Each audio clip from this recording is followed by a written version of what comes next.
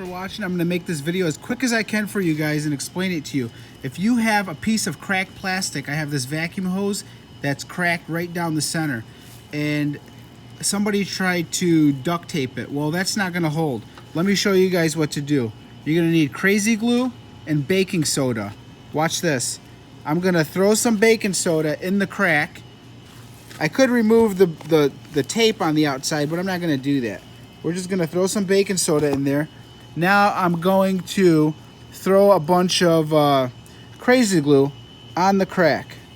And if you take this little like plastic screwdriver and mix it in, you are actually building up the plastic into the baking soda. I don't know why it works. I can't explain to you what it does, but all I know is it becomes very, very thick, solid. You could sand it. It's hard as a rock.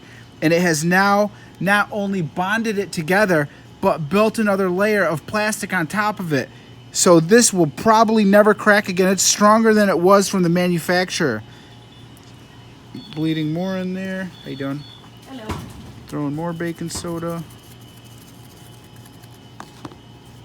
I've just made this about a 1/4 inch thick. I'm gonna try to shine my flashlight in here and show you guys what has happened. Here we go. It's messy, but this is all hard as a rock.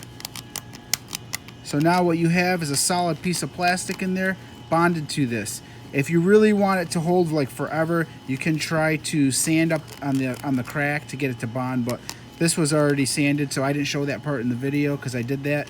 I should have put that in there, but just letting you guys know, if you sand it with some sandpaper, scuff it up, and then put it all in there. But what you have there, I'm going to probably sand this and clean it all up a little bit, but it's going to be solid. It won't break again. Thanks for watching.